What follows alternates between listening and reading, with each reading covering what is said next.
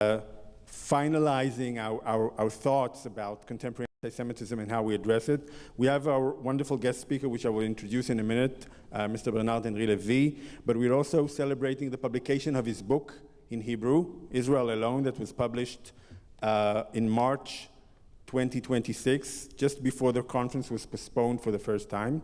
So first of all, it's a celebration to have you here. It's a celebration to conclude the event. We have the mayor of Haifa, Mr. Yona Yahav, that will speak with us in a minute. And also Dr. Kochav El-Kayam, that some of you have met throughout the day. So I want to start this event by inviting the mayor of Haifa, Mr. Yona Yahav, to join us. We had spent 3 days in this marvelous city and the marvelous university. Mr. Yona Yahav is a longtime friend also of the university. I told him we had spent days touring Haifa. We had our entire day now structured in different locations in Haifa. And Haifa is in many ways for us an inspiration of the model of moving forward with Israel. So please, Mr. Yona Yahav, please join us.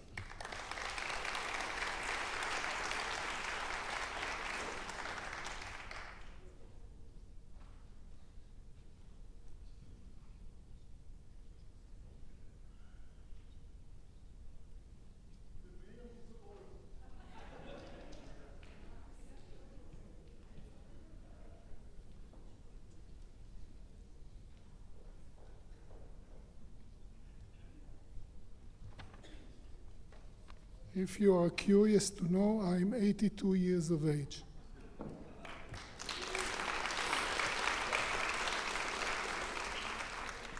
I was born here in Haifa.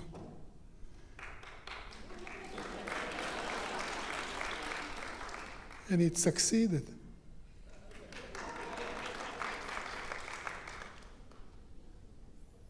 My father immigrated from Cologne, Germany, in the 30s. He was kicked out in a situation, anti-Semitic situation, and he came here. He went via Poland, met my mother, married my mother, and made Aliyah to Haifa, next to the Baha'i temple, where we lived all our lives. I love the city. It's a marvelous city. If you decide to stay, I promise you reduction of taxes.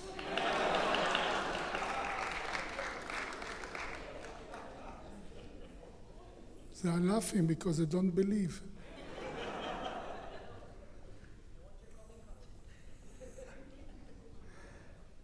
It's an outstanding city, the only place on earth which is exercising full peace between Jews and Arabs more than 100 years.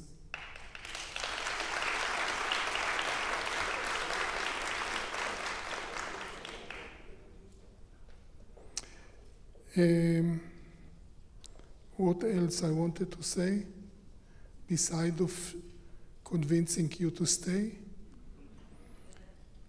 It's a place of high education. You wouldn't believe, but 25 years before the establishing of the state, they built the Technion. 25 years. And 25 years before the establishing of the state, they established the public health. This is the only place where we had public health before the state.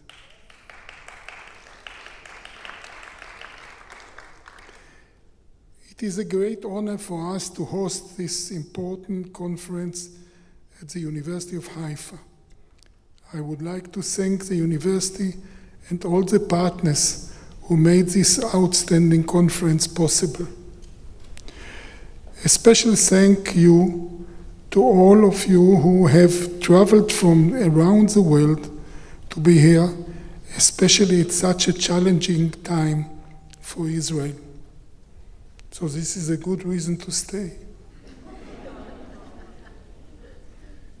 We need you. This issue we are discussing over these past few days is one of the defining challenges facing democratic societies today. Antisemitism has not disappeared. It has simply taken new forms and ways.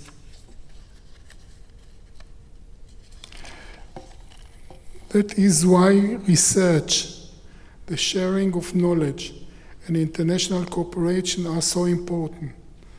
They help us better understanding this dangerous and evolving phenomena and develop the tools needed to confront it. It is important to remember that anti-Semitism is not only the threat to the Jewish people, it is also an attack on the values that every free and democratic society is built upon: tolerance, freedom, equality, and the respect for human dignity. I must confess, I never suffered from anti-Semitism. I've been running international unions. I was a chairman of the World Union of Jewish Students. I was wandering the whole world, meeting Jewish students.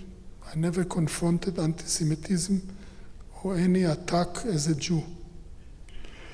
I don't know why it happened, so I don't know to explain anti-Semitism. Why do they hate us? We are so good people, we are so talented. Yeah, we are talented. Look, we are only 16 millions. And look how many Nobel Prizes. Look how many Nobel Prizes in Israel. Look how many Nobel Prizes in Haifa.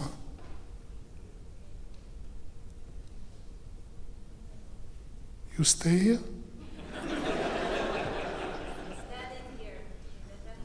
You're studying it. There is no better place than Haifa to hold this discussion. Haifa is a city of shared life, where people of different religions, cultures, and communities live, work, and study together every day.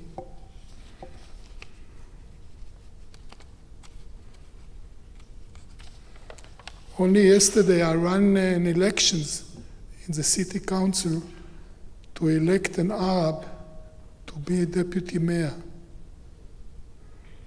And everybody's happy about it. It is also a city of research, innovation, higher education, and international partnership. I would especially like to welcome Bernard-Henri Levy, one of the world's leading voices in the fight against anti-Semitism and in defining the value of freedom and democracy. We love you, Henry.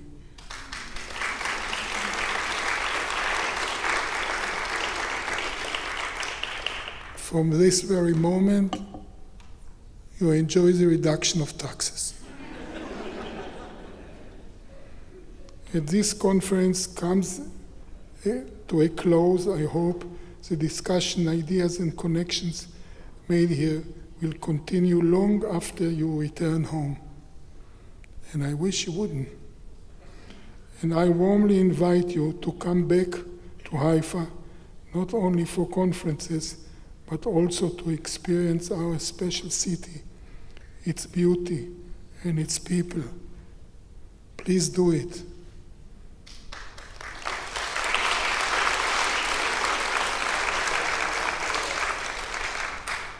I finished.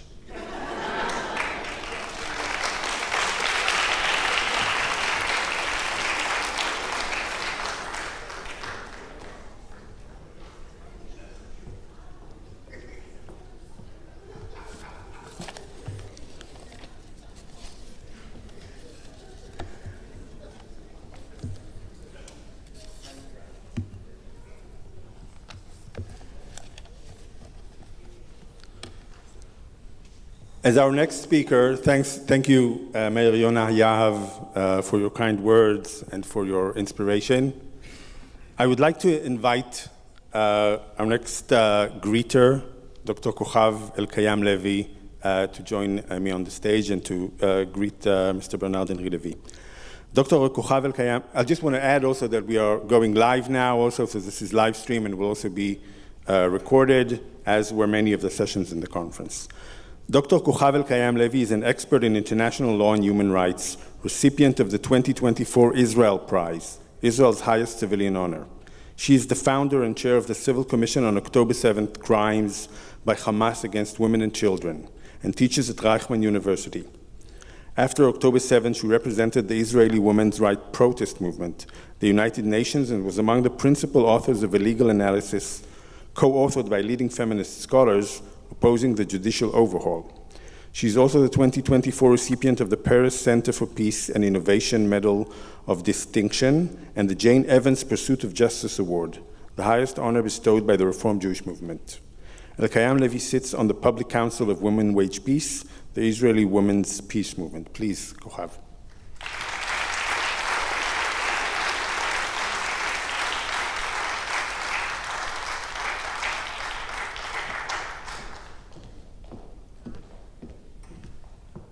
Hi.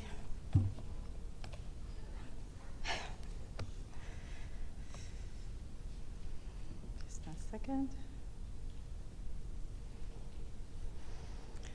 Hi, hello everyone. Professor Henri Levy, is it? Hi. Good to see you. First of all, I would like to say, Professor Bernard-Henri Levy, friends, colleagues, it was such an honor to be part of this conference, and I would like to first start by thanking the organizers of this conference. It was such a wonderful and thought-provoking exchange of ideas.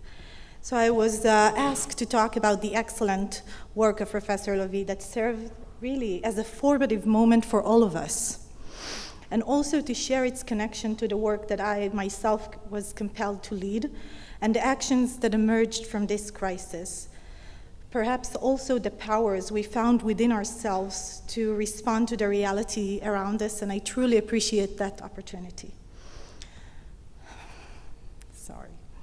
There are moments in history when history confronts us not only with atrocity, but with a crisis of perception, a crisis of truth. October 7th was one of those moments. For nearly 3 years, I have often asked myself, For nearly 3 years, I was often asked, what was the greatest challenge in documenting the crimes committed that day? People assume the answer is obvious: the brutality, the scale, the trauma. Much of it was indeed the trauma that accompanied, the documentation of these crimes. But the fundamental challenge that sent us to this journey was documenting crimes that so many violently denied. The instability of the truth emerged in an instant, not years later, but almost simultaneously. The events and their erosion unfolded together. One of the questions that has accompanied me since October 7th is not only how would we as a society or the institutions around us would respond to the mass atrocities, but how would they respond when the atrocity itself immediately became contested? As a legal scholar, I expected solidarity, compassion, perhaps debates over responsibility, responses to trauma, accountability, victims' rights. What I did not anticipate was the struggle over whether the violence itself could be established as a fact, and specifically the sexual violence. Within days, there was already a battle over the truth, over victims' and survivors' testimonies, evidence, and the credibility of films that were taken by the terrorists themselves, in which they glorified their violence. It was only later, reading Professor Bernard-Henri Levy's remarkable book, that I realized he had given language to what so many of us had experienced. As Bernard so eloquently argued, the massacre itself was immediately accompanied by another event: its dismantling, its repression, its transformation into doubt, into hatred, an attempt to make the weight of October 7th events be forgotten. This leads us to the understanding that anti-Semitism does not only operate at the level of hostility, it operates at a level of perception. It introduces a kind of instability, not only around Jews or concerning Jews, but around truth itself. It affects the conditions under which knowledge is produced, circulated, and believed. It introduces what can be said, what can be accepted as credible, what cannot be believed, whose victimhood is accepted or denied, which narratives are preserved. This realization guided us. And I want to say that once instability about the truth enters, everything becomes harder to hold. For all of us, the burden quietly shifted from those who denied to those who must now prove. For those of us working on gender issues and sexual crimes, it became clear that we weren't operating in a sympathetic evidentiary environment, or even a neutral one. We experienced hesitation, denial, sometimes by respected institutions, professionals, and scholars. Denial that over time became more and more sophisticated. It served a role in fueling anti-Semitism worldwide. We were witnessing the sexual atrocities, bearing the trauma that at times really made us physically ill, while simultaneously confronting very organized efforts to question, to relativize, or politicize the evidence itself. I remember myself asking at the UN, is there international law for Israeli women? Is it going to protect us? Thinking to myself, are we even human? Can't they express minimal solidarity? Can't they call for the release of the hostages without hesitation? That experience has led me to think differently about the relationship between legal documentation and anti-Semitism.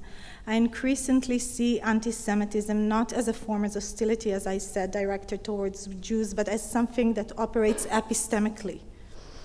This became particularly visible, as I said, on the sexual violence. Victims of sexual violence are extremely vulnerable. Witnesses of sexual trauma as well. The truth about this violence is fragile, fragmented. As someone whose academic work has been grounded in feminist theory, I entered this work with a deep commitment to principles that have shaped feminist jurisprudence for decades, feminist activism for decades. The testimony of sexual victims of sexual violence deserve careful attention. The trauma affects the way victim speaks. The documentation is essential for accountability, that victims are believed, recognized. Yet after October 7, I found that these assumptions did not operate consistently, that evidentiary thresholds appeared to shift. Basic compassion, as I said, was absent. The moment you tell a victim, a nation, a people, I know you've been through hell, really the softest mechanisms have failed. As Professor Henri Levy writes, the truth is that the pogrom should have been, and indeed for a brief moment was, an opportunity for absolute solidarity with the dead and with those who mourn them. But it produced quite the opposite result, a surge of anti-Semitism, or to call it by its proper name, an unprecedented wave of hatred towards Jews, the likes of which had not been seen since the Second World War, a wave that has since grown into a storm. That observation became the landscape in which we worked. We believed that evidence would create consensus. Levy calls it the erasure of events, highlighting that evidence did not end. That the violence did not end. It continued through the distortion, through skepticism, through the transformation of documented facts into political work. Jewish victims often encounter demands of levels of corroboration that would rarely be expected elsewhere in the world. The question was no longer simply whether sufficient evidence existed, but whether Jewish and Israeli-based testimony could acquire legitimacy in the first place. From the outset, we understood that documentation itself had become part of the intervention, part of justice, part of combating anti-Semitism and anti-Semitic narratives. The result was not simply a historical archive or a legal report. It was really an attempt to stabilize the factual record under conditions in which the record itself was under attack. After months of documentation and immersing ourselves in the depth of human suffering, in testimonies, in visuals, we were able to put the most comprehensive legal foundation for the crimes. I wanted to say here today to all of you that we established a secure archive that really preserved all the information on these crimes. And also, once the report was released, Silence No More, it shifted the global conversation from whether these crimes happened to what are their consequences. Finally, we could confront what these crimes meant.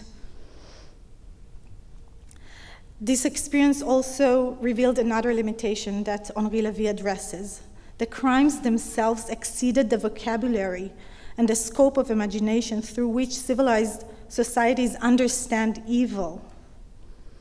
Professor Levy writes, these events are so distant from our ordinary ways of seeing that we fail to recognize them as depicting reality. They are so alien to the way our understanding is organized that we continue to think what is written before us, as what is brought before us, cannot be true. Accordingly, these events provoke in us a strange form of disbelief. We continue to insist that they cannot be real. This describes exactly what we encountered. While documenting the sexual crimes, we felt we lacked the language to describe these crimes. We saw people believe that this is beyond comprehension. The problem was not lack of evidence, it was really that existing legal vocabulary was often insufficient to describe what we were documenting. Again and again, survivors' experiences exceeded existing legal categories. Reality itself appeared impossible. Our task, therefore, was to reconstruct the conditions under which truth could once again become visible. That realization led us to develop concepts such as kinocide, kin as in familial relations, kinocide and kinocidal sexual violence, the systematic torture of families. As a unique form of evil, it wasn't to create new terminology for its own sake, but because legal language shapes legal recognition.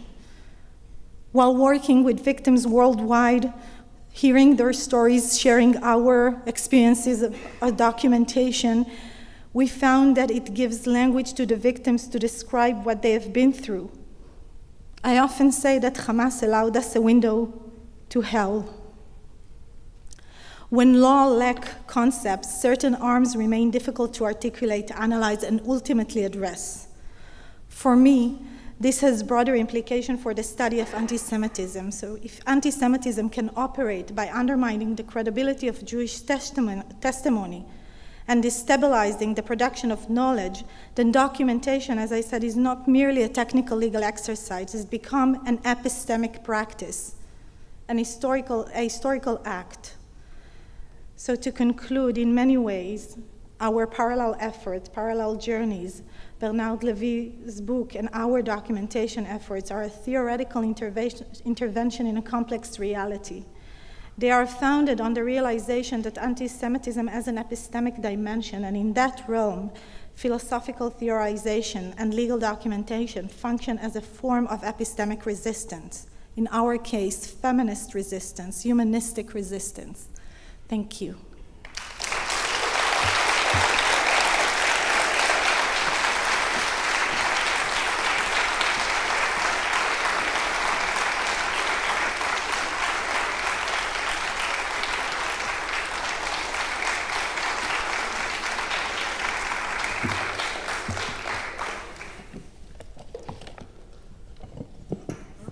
I think really we could not have asked for a more moving and deeply thoughtful and committed connection between the works of you two. And I'm thinking of the Levyim, so you're both Levyim, right? So this is maybe some of the language that the Levyim need to bring into this time and into the crisis of this time.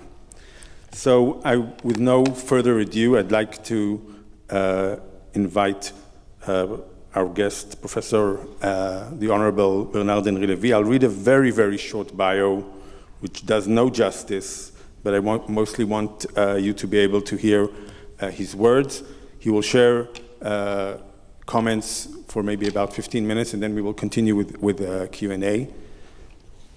Bernard-Henri Levy is a philosopher, filmmaker, and author of more than 45 books, including Israel Alone, The Genius of Judaism, American Vertigo, Barbarism with a Human Face, Who Killed Daniel Pearl, and The Empire and the Five Kings. He has made 8 films on the wars in Bosnia, Libya, Iraqi Kurdistan, besieged by ISIS, and Afghanistan, Somalia, Bangladesh, Nigeria, and Ukraine. Levy's work as an intellectual, a writer, and a filmmaker is intertwined with humanitarian activism. For 50 years, Levy has reported on the world's forgotten wars and devoted numerous books, films, and articles to these crises. Please, our honorable guest, Bernard-Henri Levy. Thank you.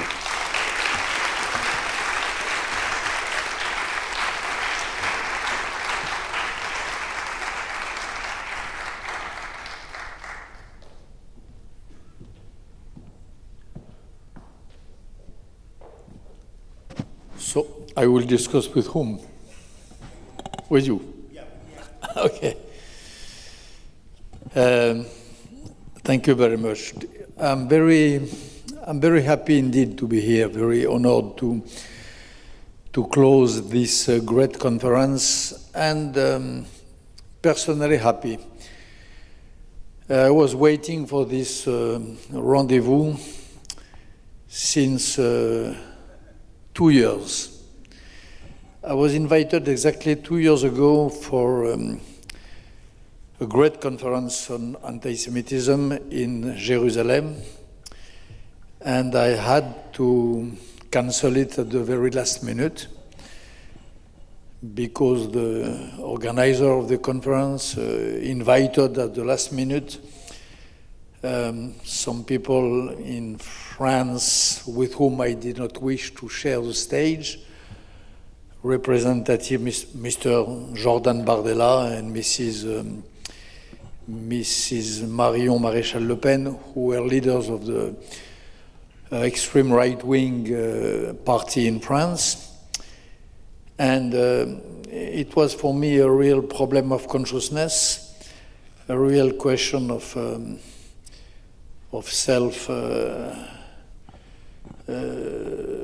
self-conscious to attend in these conditions. So that day, I remember, I made a statement in France, I think in the Israeli press also, saying that, of course, I was waiting for an opportunity to repair that. I was waiting for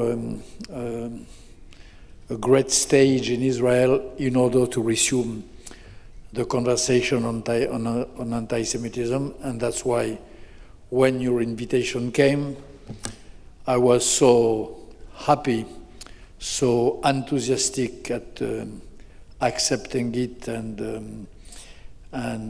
doing that with enthusiasm. And by the way, it was not at that time, it was not a question of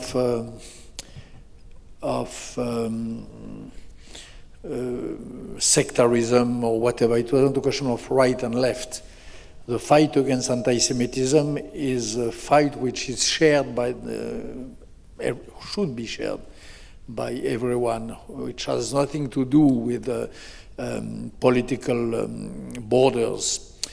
The real question at that time, and it's important also to know that today, the real question at that time for me was the following. When somebody has made all his career, when a party in France, in Germany, wherever, has made all its career on anti-Semitism, and when this party changes and breaks with anti-Semitism, it cannot just be a political decision. It cannot just be a statement. It cannot just step out from a political bureau decision. To break with anti-Semitism is, of course, always possible, wishable and possible. And we know in history and even sometimes in our entourage, some people who did that, who were anti-Semite and who stopped to be. But in between, there is a long, difficult, deep work of understanding, of self-criticizing, of digging in the hell, in the horrible mines of hatred which are inside the minds or the political tradition of those who were bred in anti-Semitism. And if you don't do this work, if you don't make this effort, if you don't accept the pain of going deep into yourself, okay, you can say, I changed, I'm no longer, but it's very fragile. And this sudden alliance with Jews or with Israel is a very fragile, superficial alliance which can be wiped off, which can be erased very easily. And you cannot just trust someone who asks us to believe him when she or he says, it's over, I'm not. It's suppose it is a long path toward what Gershom Scholem called, addressing Hannah Arendt, Ahavat Israel. Ahavat Israel is a question of knowledge, of heart, of reflection of yourself. It's a long, long trip. It is the longest, one of the longest journeys ever.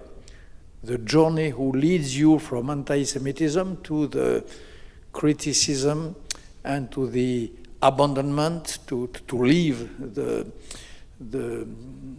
anti-Semitism. So I'm so happy to be here today in an assembly of researchers, of scholars, of committed academics who know what they are speaking about since 3 days and whom I'm very, very happy to address.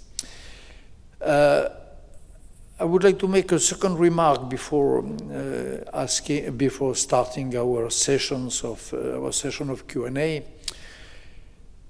The question of the words, the question of the definition, the question of the new anti-Semitism, which has been, I know that, I was told, at the center of your debates since 3 days. I am like you, Mr. Mayor, I'm an old man. I'm a little younger than you, but not much. I'm 78 years old, 77. And 50 years ago, I wrote in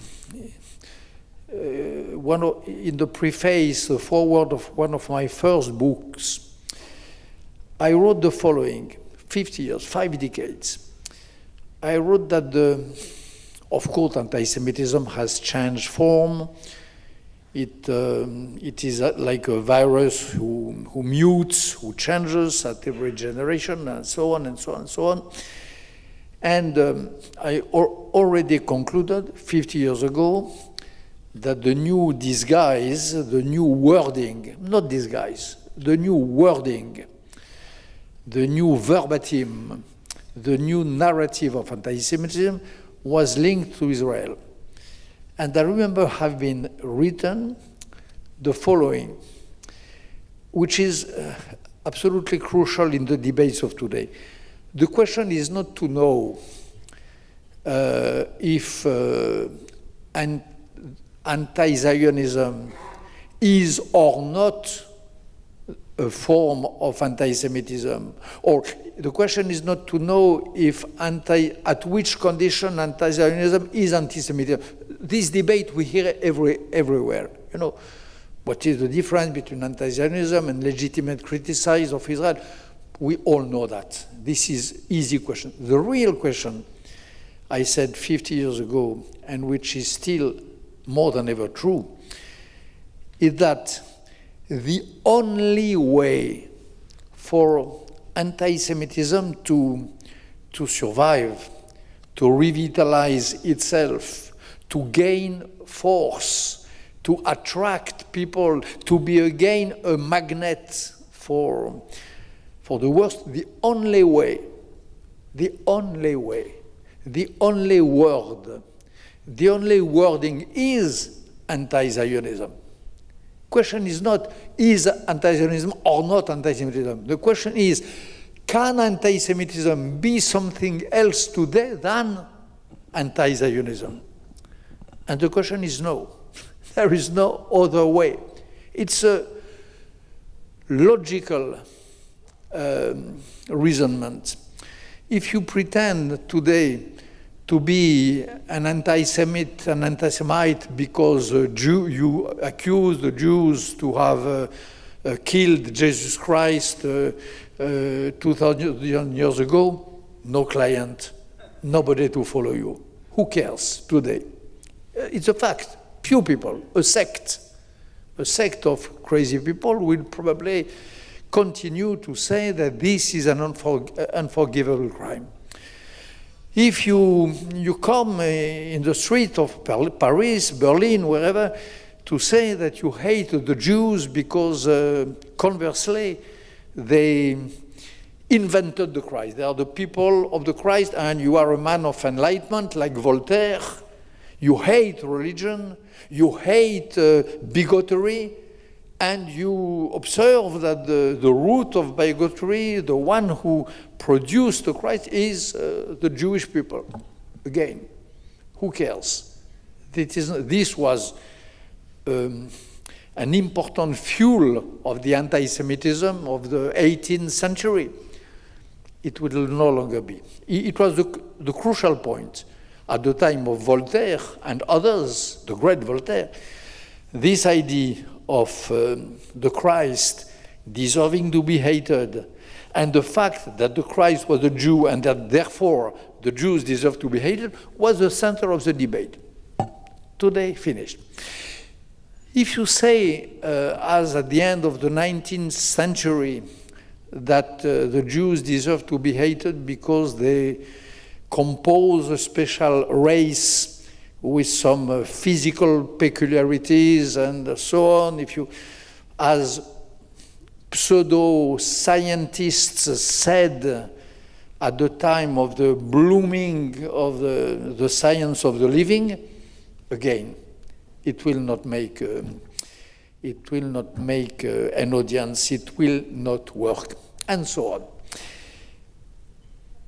The only way today to reattract that old hatred, the oldest hatred, it was said, the only way to reattract and rebuild this mob, this cloud mob, is the way of anti-Zionism.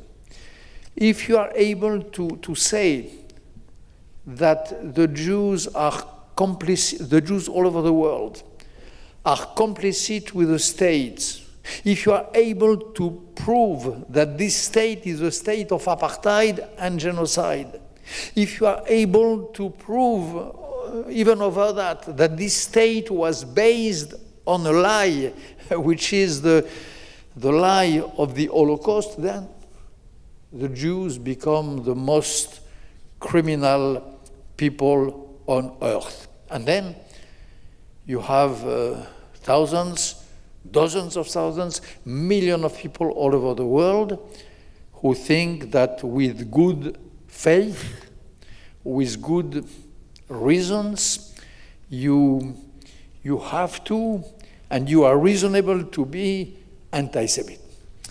And this is the crucial point of this one. And this is not new, again. This dates from decades. I wrote that, I refound this text 50 years ago already. And this is exactly what is happening today. There is, of course, this rise of anti-Semitism, which you discussed during 3 days, not in France, not in Europe, all over the world. And even and more in the very country which was supposed to be, till recently, one of the two safe havens for the Jews in the world. One is Israel, the other one was United States of America. Today, the wave of anti-Zionism, the wave of demonization of the state of Israel, the wave consisting in saying that the Jews are all complicit with apartheid and genocide, arrives to the limits and inside the core of United States. I made recently, 1.5 years ago, a tour of most of the most important campuses in America, from west to east, from north to south. I decided to confront these mobs of students chanting from the river to the sea, Palestine will be free, and I decided also to try to give reconfort to the Jewish students who were celebrating Shabbat with fear in their belly. And I saw that. I saw the extent of the contamination. I saw these thousands of young spirits, not worse than what I was when I was their age, really believing that they were acting for the good, really animated by the creed that they were favoring the harassed and the most weak people on earth, really believing that they are on the good side of history, and hating me, hating you, hating Jews, and probably, certainly, ready to make the ground possible for new October 7, new huge pogroms, if not worse. Again, not in the name of the bad, not in the name of hatred. All these students whom I met in Michigan, in Ohio, in Los Angeles, on the East Coast, they did not properly say, I hate Jews. They said, I love, not I hate, I love Palestinians, victims, damned of the earth, and so on and so on. And I hate apartheid, blah, blah, blah. So I saw that, I knew that since 50 years, but I felt it physically. This very special sort of hatred, which is based on, grounded in, rooted inside, a sort of alleged love. And this was really freezing. This was really chilling, this feeling. And I experienced that for weeks in these campuses. So today, all over the Western world, all over the Deep South, which means at the end of the day, all around the world, you have a new faith, a new religion, a new way to unite people, which is based on the stone, the founding stone of anti-Semitism. And I said this morning to a journalist who told me, but he told me there is a big wave of anti-Semitism in France, so what should the French Jews do? Should they do as their grandfathers in the 30s to migrate from France? I said, maybe, but to go where? In the 30s, you could come here and build a yishuv, which you still can. You could go to the United States, as Leo Strauss did, as Ernst Kantorowicz will do at the end of so many people, like Raymond Aron did, but today, it's the whole world, including the United States, which is contaminated by this distortion of mind, which consists in hating with the words of a pretended love. So this is the situation of this moment, a worldwide wave of hatred. And what you just said, Madam, about the sexual atrocities, about the will not to believe, the will not to know, not the will to know, as Michel Foucault said, la volonté de savoir, the will not to know, the refusal to know. This was in France, it was in America, it was all over the world, it was in the UN. In the UN, the will not to know, the will not to see, the will not to see, the will not to have. It was a worldwide, not decision, but a worldwide sort of decision not to pay attention to these Jewish female victims of October 7, with so few exceptions. And I saw that in America, in these campuses, real academics, great teachers who said me, eyes in eyes, after your report was public, that they did not believe, or that it was not without reason, or that it was not without context, and so on and so on. This is worldwide.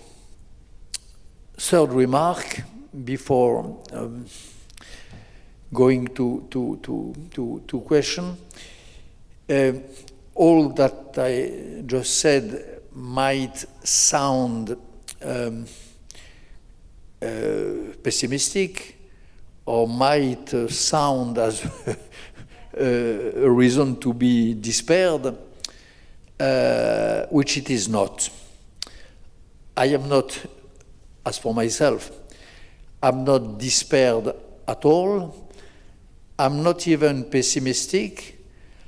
I believe that we, the Jews, we, the friends of the state of the nation of Israel and of the state of Israel, and Israel itself, we, even the non-Jews who are our friends, we are engaged in a huge ideological and political battle at the scale of the world, not the area, not Europe, the world, face to face, to the last blood with those who share the narrative which I just summarized before. And when you have a battle, when you have a civilization war, not the civilization war as some American scholars say, not in the sense of Huntington, of course not one religion against the other one, not Muslims against Judeo. I don't believe in that at all, and we might speak of that in the discussion. But civilization war between those who believe that the Jews should have no place to be, no place to remain, no place to rest in the world on one side, and those who believe that the world without the Jews would not be worldable, if I dare say, would not be worth a world still without the Jews. This is the question. A world with Jews or the world without Jews? A world without Jews, there are some people in the world who think that the world without Jews will be a non-world, would be the end of the world, would be something like the end of the world as we know it, on one side. On the other side, you have more and more people who believe that a world without Jews is wishable, that one should wish a world where Jews as Jews don't exist any longer. A world with Jews, okay, but at the condition that they don't pretend to be Jews any longer, at the condition that there is nothing to remind the world that they have been Jews, under the condition that they themselves forget what having been a Jew or being a Jew means. This is the other part of the battle.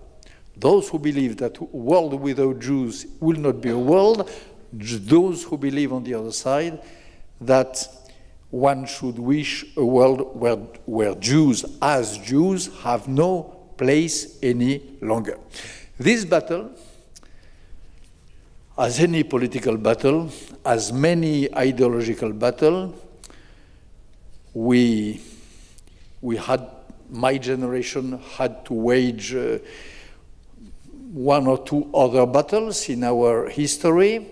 The previous generation had to wage also some ideological battles. You never know if you lose or if you win. And of course, if you never know, it means that you can win.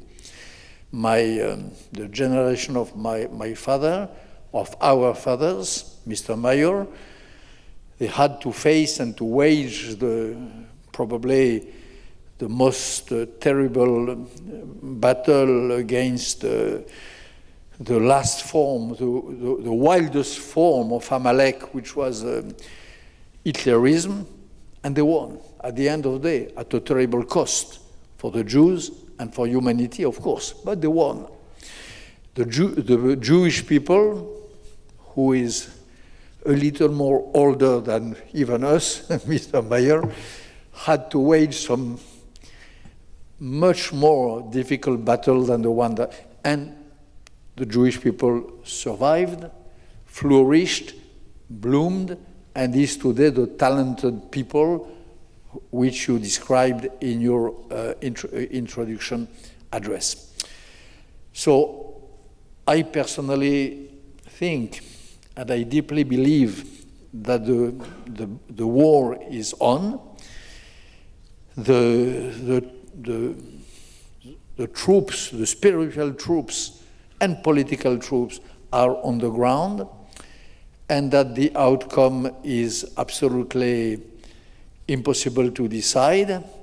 And I think that if the Jews and their friends are A, strong enough, B, wise enough, if they are Achilles and Ulysses at the same time, strong and wise, if they combine the two sorts of virtues which the Jewish people embodied so many times in his history, I think that we will not only survive, which is not an achievement, we will win. And I really believe that it is possible. And I could elaborate that in with precise examples. I think that Israel, if it keeps strong and is more wise, can win. I really believe that in France, anti-Semites who are not wise at all, who are moronic, the most stupid people in my country, and who are not so strong because they don't have institutions with them and so on, will lose.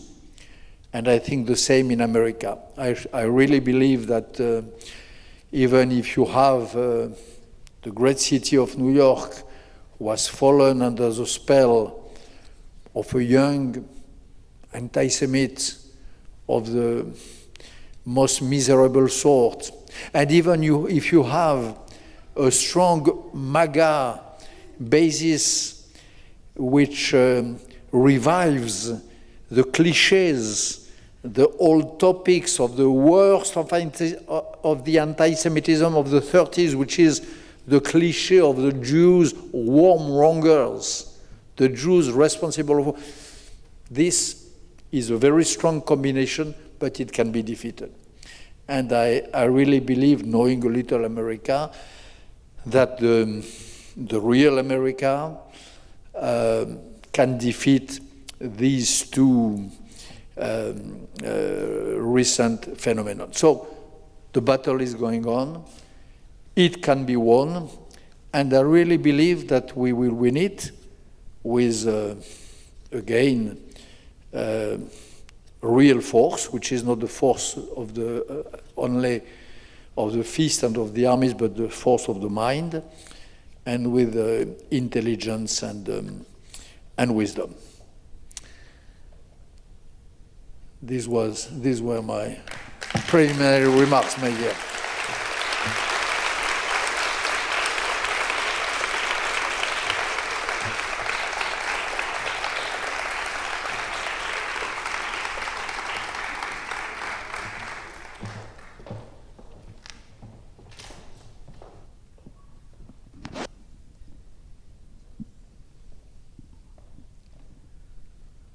So, first of all, thank you very much for your very, very strong and I will say maybe a bit also concerning and I think it joins some of the language we heard from Professor Deborah Lipstadt earlier this week, that this really is a time of challenge, that we really need to kind of, also following on what Kochav said, change the language of what we are addressing and what we are dealing with. In a book you wrote in 2018, you spoke about the 5 kings from Abraham and Lot. And I just want to kind of address what I think is a bit prophetic in your address there. You spoke also both about the reestablishment of the caliphate and you related Hamas to that, but also about Turkey and Iran that we're seeing like emerging now as forces. But I actually wanted to ask you about our allies. Our allies. You said you ended with describing this war we are between the 5 kings, and who are our allies? Who can we trust? We have many allies. I would like to quote 3 which come to my mind. Those who still believe in liberal and democratic values, those who still believe that a society can work with ethnical variety, with people coming from all over the world and composing a nation just by creed, which is exactly Israel. Israel is a pluri-ethnic society with people coming from America, from Europe, from Russia, from Africa, from Arab countries, and which nearly overnight in 1948 made a nation. It is a model of a liberal birth of a nation. So those who believe in true liberalism, those who believe that people can live together, whatever is their origin, ethnicity, and so on, these are our natural allies, the natural allies of the Jewish people and of the state of the Jews. Number 1. Number 2, I would say that today a lot of, maybe a majority of Christians, and especially of Catholics, are the allies of the Jews. Because we all know the bad news.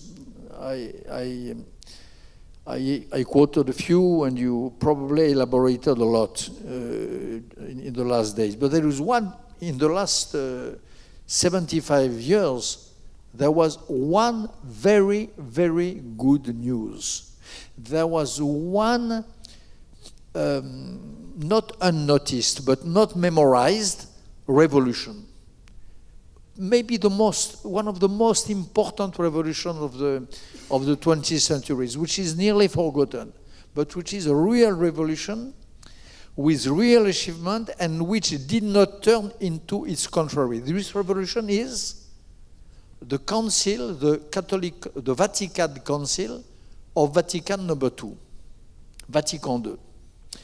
This revolution the Council of Vatican II consisted in long weeks, months, years of discussions between cardinals, between Catholic scholars on various points. And especially a big part of it was the relationship between the Catholics and the rest of the faith, the rest of the religions. So they discussed at that time, in the 50s, they discussed the question of relationship between the Catholics and the Muslims. They made a great proceeding. They discussed about the relationship between Catholics and the Buddhists.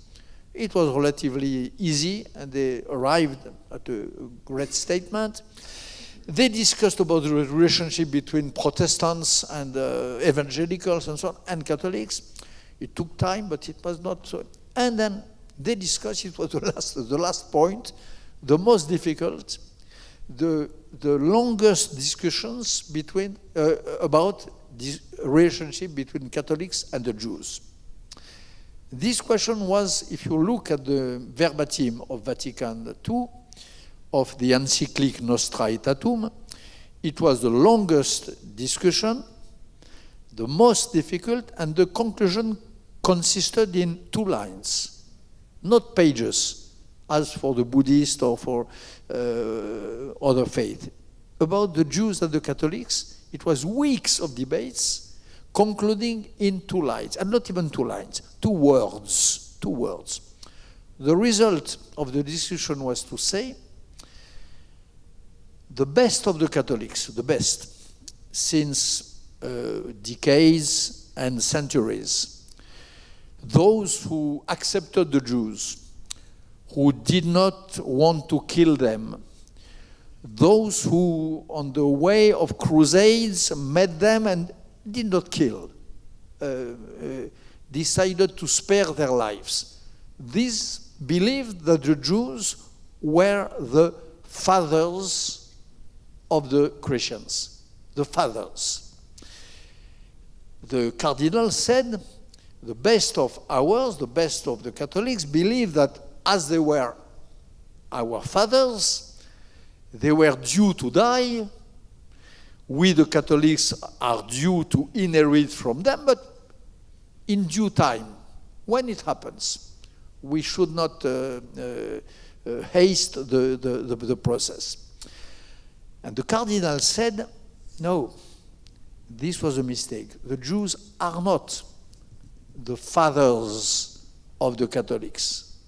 The Torah is not the ancient testament compared to the New Testament, the first one having to disappear naturally in order to let the space for the new one. No, they are, and it was the introduction of this word was a complete revolution. The Jews are not the fathers, they are the brothers of the Catholics. Brothers. Between brothers, you can have conflict, you can have war, you can have, and we know a lot of examples, one brother can kill the other, of course. But it is a relationship between equals. It is not a relationship between the old, which will die sooner or later, and the new, who will inherit. It is a relationship of equality. These 2 lines conclusion, these 2 words conclusion of this long discussion produced a real revolution, spiritual revolution and political revolution among Catholics. Except, of course, a few sects at the margin of the Catholic Church. the huge majority of the Catholics really believe, since then, really believe that there is a brotherly relationship of equality with a fair discussion maybe between the Jews and themselves. And on the Catholic side, you have people like François Mauriac, or in France, or I don't know, John Kerry in America. On the Jewish side, you have Emmanuel Levinas, and but you have a fair, equal, sometimes difficult discussion between two brothers. And this does not mean, of course, that the Christian Catholic anti-Semitism has disappeared, but it means that the most important driving force of this anti-Semitism, which is the Jews are due to disappear. This is a normal course of history, and we just have to haste, we just have to make quick the process. This has lost all its dogmatic, all its spiritual legitimacy among the Catholics. Since then, so it took time, it did not happen in one day. It took years, maybe dozens of years, to produce the lesson of Vatican II, and who know that the Jews are their brothers in heart and spirit. Third example of allies, the Muslim people, the Muslim citizens of Haifa here, the representative, those who believe in Europe and in France in an Islam which can live with, work with democracy and liberal values, those among the Muslims who believe that the religion should not be part of the making of the law, that it is a question of personal life and creed and so on. The Muslims of some Muslim countries, I could quote Morocco. I could quote in Europe Bosnia Herzegovina, which I know from very, very close. I could quote in Afghanistan all those who oppose the Taliban, who still resist Taliban, all the inheritors of a man whom I knew relatively well in my youth, Commandant Massoud, who was a true Muslim, pious, a believer, praying, and who really and deeply believed, as the Catholic after Vatican II, that the Jews were his brothers, and there was not any seminal necessary hatred between the two. Commandant Massoud, I had discussions with him about the real message of the Torah, about the question of knowing if there is one humanity of two, and that if there is one, this was a quote of Massoud, if there is one humanity, then why would there be an eternal war?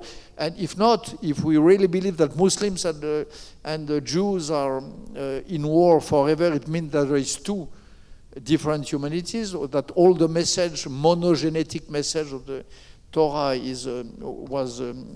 was false, and so on. So the Muslims who believe in enlightenment, who believe that it was a big mistake for Islam not to embrace at the right moment the enlightenment, but it is still time to catch up.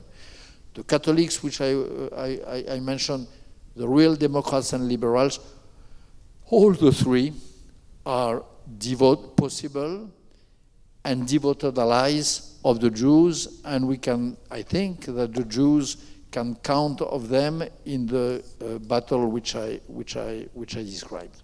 Thank you very much. So I'm also very, very glad you added the Muslim. I think it's a very, very strong aspect that we see in Israel, within the relationships within Israel, and sometimes not always obvious outside. I'll say maybe about the Catholics, we're a bit stuck between Biden and J.D. Vance. So Biden was also Catholic, right? So not to go deeply, there's a lot to be discussed here. And of course, the classical liberalism that you kind of discuss. I want a specific question that relates to our region and to Haifa, also for our friend the mayor.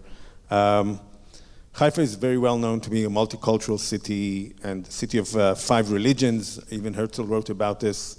Including the Druze. And I want to ask you a specific question about the Druze community, which is very dear to our hearts here in Haifa and at the University of Haifa. And I know you've done a lot of work with minorities across the Middle East. You've documented them, you've written about them, you've spoken on their behalf. And now we have the horrors of Sweda.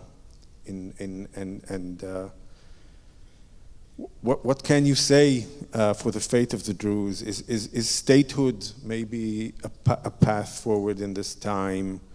What can these kind of minorities do in the Middle East at the time? Especially the Druze that I say are really our brothers, if I can use that term here in Haifa, and we deeply care for them. A state, honestly, I don't know. I have some experience on this question of minorities in the area, but I'm not experienced on all.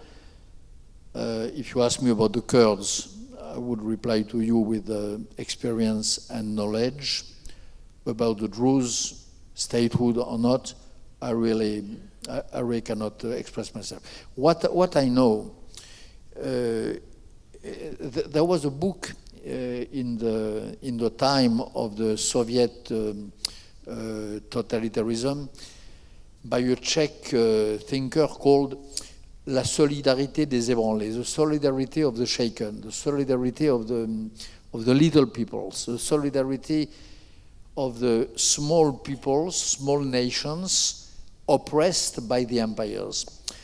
And what I strongly believe is that there should be, and it would be a good politic to help to take form, a solidarity, a natural solidarity with in this area, between the Jews, between the Kurds, between the Armenians, between the Druze, and between other minority. I really believe that they have common enemies, that they have shared interests, and that what I called before a wise politic, a politic of Ulysses more than Achilles, should try to build this alliance of the minorities with Israel, or maybe with the help of Israel, or maybe with Israel as a political center or a spiritual center. But for the Middle East, and probably for the world, this solidarity between the shaken is a natural thing, a necessity, and a weapon to win against those which you mentioned before, the 5 kings, which is the new imperial forces of our time, the 5 new imperialisms of today, which are not the imperialisms of the old times. America is less and less is a paper tiger more and more, with the teeth broken. Russia is a strong empire.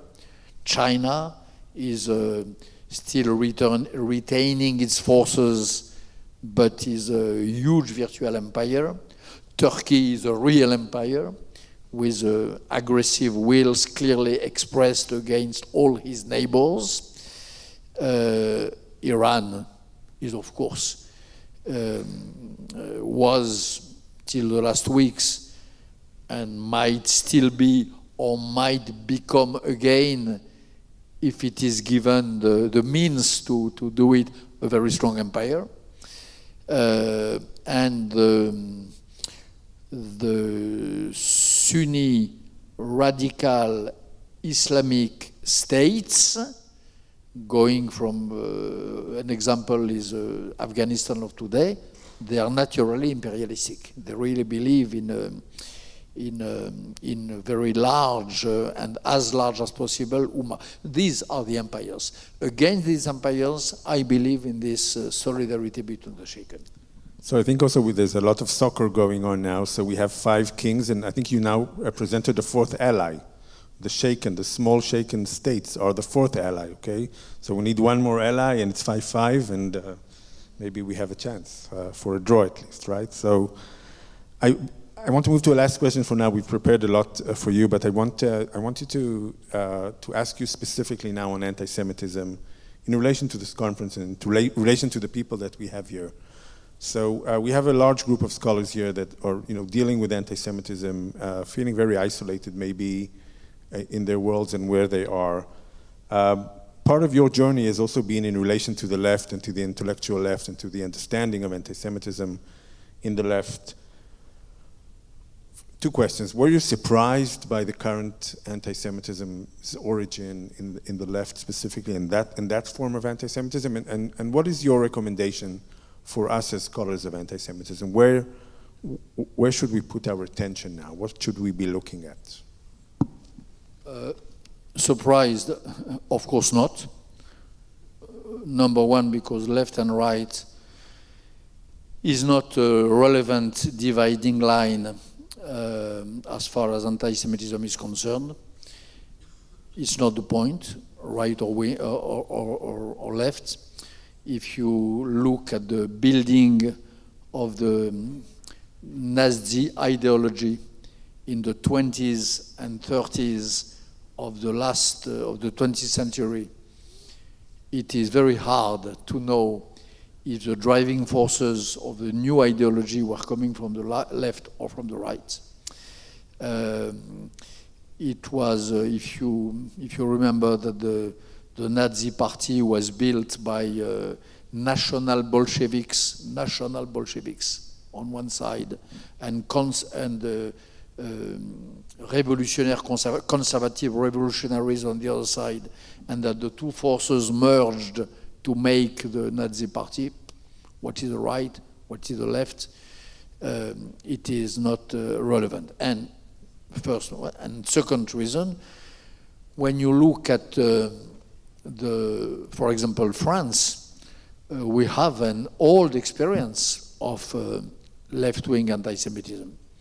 At the time of the Dreyfus affair, the condemnation of Captain Dreyfus on false documents and so on, half of France was anti-Semitic. It was a huge wave of hatred. But the left, the Socialist Party, was a very important part of this tide. And there is no, I don't know what is the proportion, but certainly half of the left was contaminated at that time by antisemitism. In France, you had 2 great names of the Socialist Party in the time of the Dreyfus affair. Jean Jaurès, and a man called Jules Guesde. They were the 2.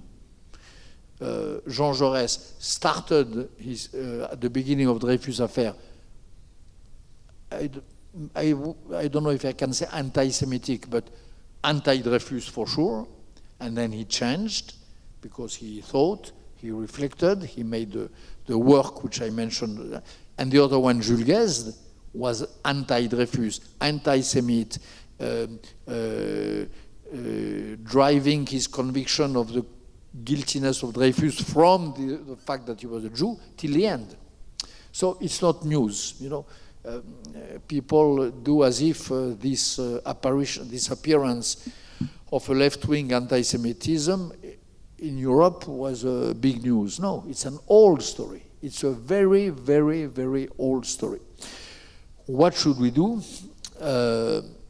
to reply step by step, not to leave in a inch of the ground to the adversary. I still believe in ideas. I still believe in truth. I still believe that even in the age of post-truth, where we are, truth can prevail. I still believe that. I did that all my life. I mentioned this tour of American universities. There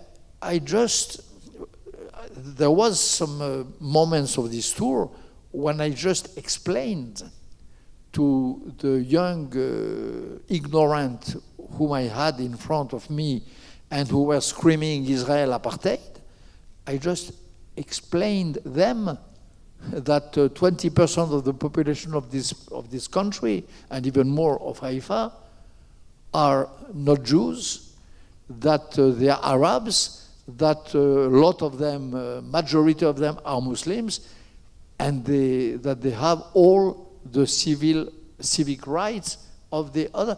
I explained that, and they were very surprised, did not know.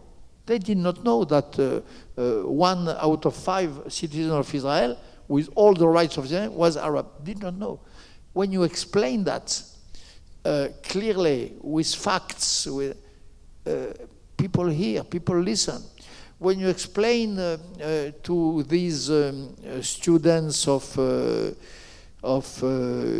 Penn University or Harvard, of Columbia, when you explain them that this colonial state, which Israel is supposed to be, was born from, did take its birth from an anti-colonial struggle, won, achieved, victorious from the empire of that time, which was the British Empire, and from the failed empire of that time, which was the Nazi Empire, and that Israel is the fruit, the product, the fruit of an anti-colonial, anti-imperialist struggle, reaching its target and relatively faithful to its outcome.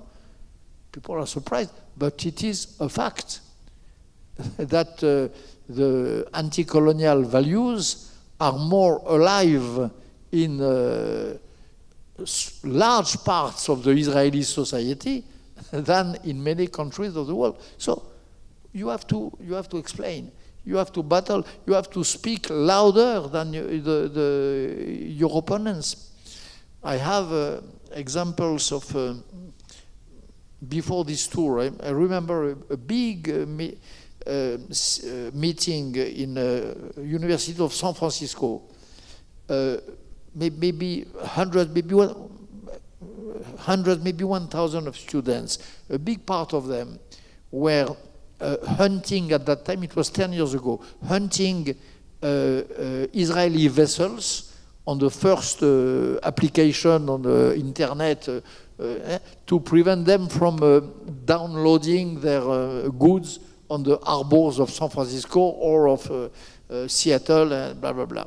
They were hunting, literally. Vessel hunters, Israeli vessels hunters.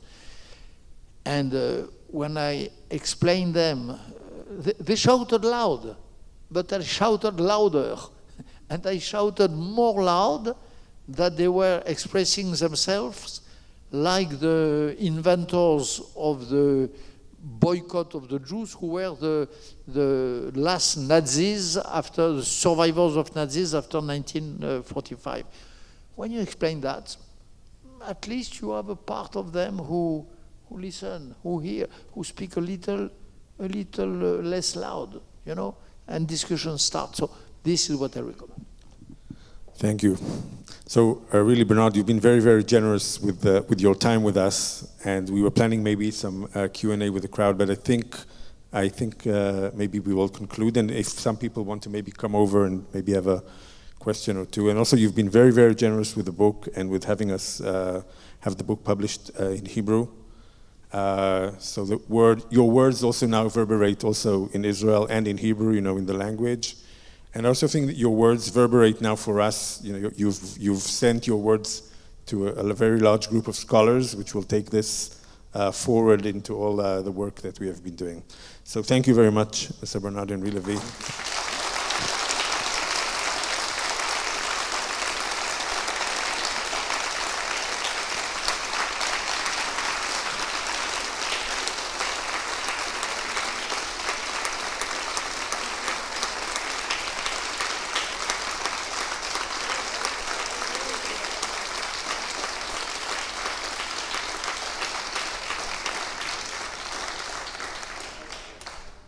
So this is also recorded, I want to say, so we will be distributing it both, in shorter clips for the younger generations and the students, and in longer form for the mayors and the elder generations. And if anybody wants to maybe come over and ask, is that okay with you? Maybe we'll just, do you want a question from the crowd now, or maybe just have people come over? What is your calling? Okay, great. So let's, we have some time. We have a microphone somewhere out here, which is for people who want to come and ask questions. So you can just, Amit, please. Maybe we take 2 or 3 questions? Yes, take 2 or 3. Can we take them together, right? Maybe it's better? Okay. So let's take 2, 3 questions. Thank you. When Dr. Bar-Gorditsky asked you about the allies and enemies, and you portrayed the new world, there was one missing power that is close to you, I believe. You didn't mention Europe, and I think we all guess why, but I would like you to say a little thing about how do you see Europe in the question of relation to the Jews and its place in the world in general. Great, thank you. Chad, I see you're also standing there, right? Monsieur Henri Levy, thank you so much for being here tonight and for your inspiration tonight and always. You referenced tonight several times liberal democratic values. I know that you started your career as a fierce critic of totalitarianism. I would be interested if you could share your thoughts about the relationship between 2 trends which seem to be concurrent. Rising anti-Semitism on the one hand, and a kind of democratic backsliding, democratic erosion in many parts of the world on the other hand. Intuitively, I feel that they are connected. I would be very interested to hear your thoughts about that connection. Thank you. Maybe just one third comment or question from Mr. Benassi. Dr. Benassi. Abdullah Benassi du Maroc, j'aimerais bien vous intervenir en français, Monsieur Bernard-Henri Levy, et je vous demande qu'est-ce que vous en pensez à propos de l'antisémitisme en Europe en général, vu la situation actuelle en Europe, qu'est-ce que sera l'avenir du judaïsme européen en voyant la situation actuelle en Europe. Merci.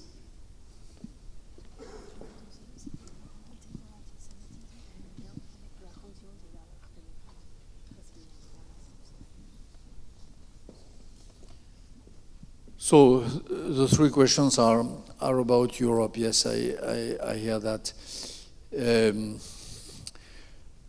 Of course, Europe could be, I would not say an empire, but Europe could be, if it wills, could be a huge strength. Europe has the capacity as an entity to confront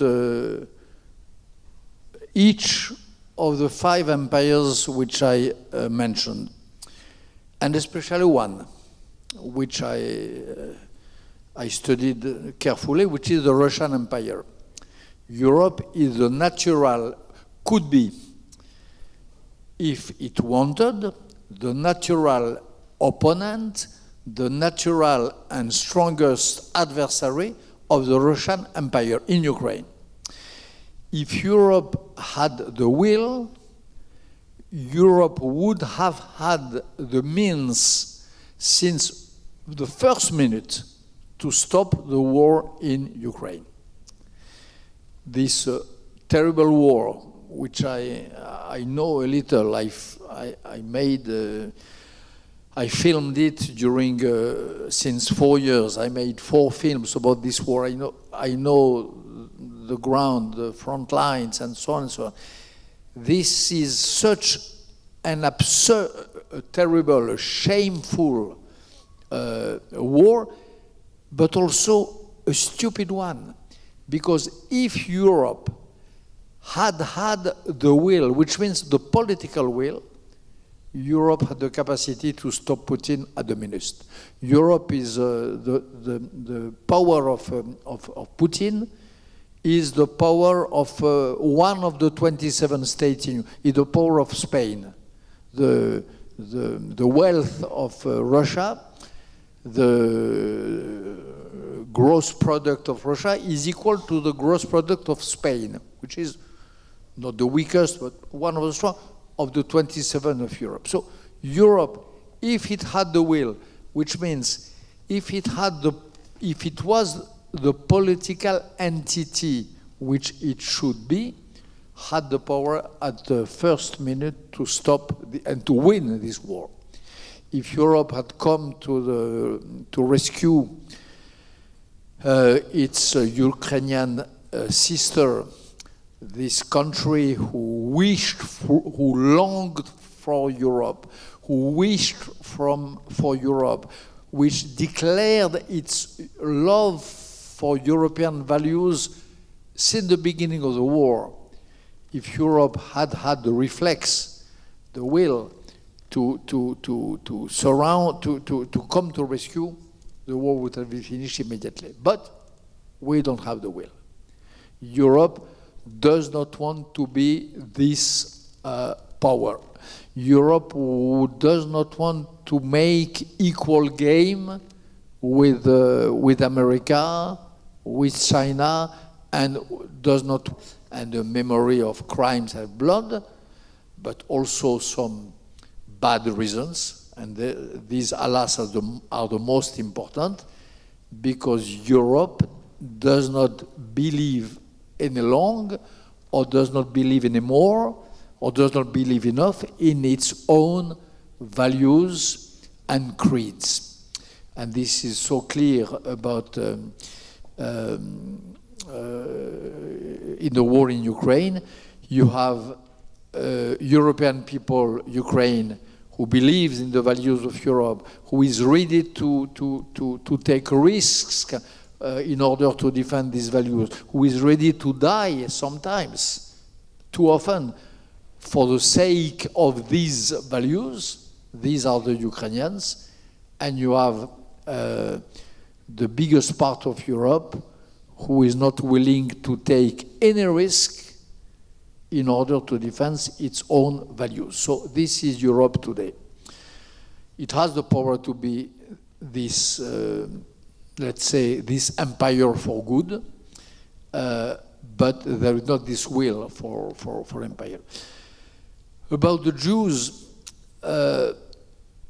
Europe has been, what we all know, Europe has been the epicenter, the center of gravity of the worst crime committed against the Jews. The crime was worldwide. There were Nazis in Japan, in North America, in Arab countries. But the core of this criminal will, the core of this criminal madness was in Europe, for sure. In Germany, with seeds in other parts of Europe, ideological seeds, including France. So there is this stain in Europe. There is this huge hole, like a hole of an atomic bomb, who would have made a huge hole on the surface of Earth. Europe is haunted by this crime committed in common, and which is the last fruit, venomous, of course, hideous of Europe. Europe united itself in a way 1 century ago, united itself, believed in Europe, but in order to get rid of this this name and those who incarnated this name, who were the Jews. So there is that, and there is no European citizen who does not have this in his mind. And even if he is not aware, who is not haunted by this memory. On the other side, we all know, we Europeans, we all know that without the Jews, there would not be Europe at all. We all know, all not Jews, all Europeans, we all know that the Nazi crime was not only a crime, but was a suicide. It was a suicide of Europe. Because Europe without Jewish writers, Europe without Jewish thinkers, Europe without Jewish culture would just not have been Europe. It is one of the ferment, one of the grain, one of the seeds, and maybe one of the most rich seeds, if not the one of Europe. Thinkers, Talmudic thinkers of European origin and so on. So, what is the place of the Jews? It is the place in Europe. It is the place of the ghost. It is the place of the seed, and it is the place of the soul. Part of the soul of Europe is Jewish. The ghost of Europe, a sort of guiltiness for all Europeans, are the Jews. And one of the richest, most fécond, comment on dit fécond, fécondité? Fertile. One of the most fertile seeds of Europe is the Jewish soul. So Jews are here all over in Europe. And Europe without Jews would probably follow the destiny which was promised to her by the authors of the final solution, which is suicide. Those who want a Europe without Jews, there is a lot. The people which we talked about at the beginning, the Europeans who are who are in this new anti-Semitism, they want to get rid of the Jews. A world where Jews will not be recognizable any longer, blah, blah, blah. They want that. But they just don't know that Europe as a spiritual, cultural, political, ethnical body would disappear at the same time. No Europe without the Jews. Europe was close to suicide, close to one glance before, one blinking, 1 inch from suicide. Once Europe is again marching towards suicide in its rabid hatred against the Jews. I think Europe, if we are wise enough, if we are strong enough, us liberals, us Democrats, us real believers in Europe, they will be stopped before jumping in the abyss. Because anti-Semitism and the victory of anti-Semitism would be abyss for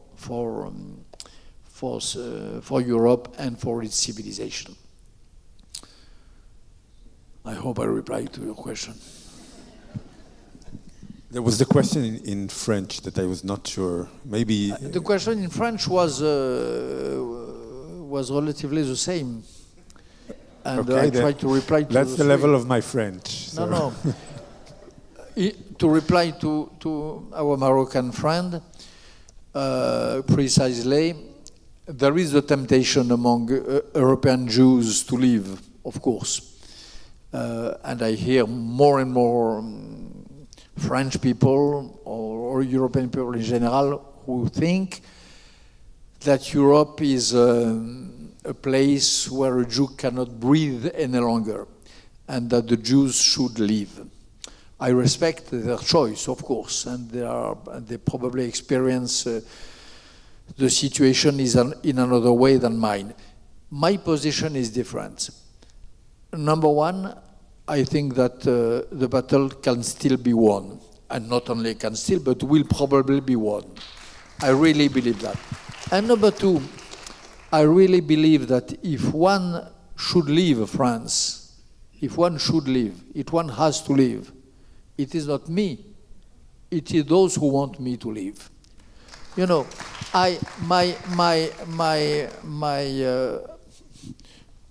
some of my ancestors, at least my father, did a little to allow France to be a free democracy. He was a freedom fighter in the French Free Army. He was a hero of one of the most difficult and deadly battle of the war against Hitler, the Battle of Monte Cassino. His children deserve to be French also for that reason. Those who hate me, hate France, hate Europe, hate liberal values, hate democratic values, hate equality between women and men, hate values of secularism, and so on. Honestly, if one has to live, it's more likely to be him or them than me. Thank you very much.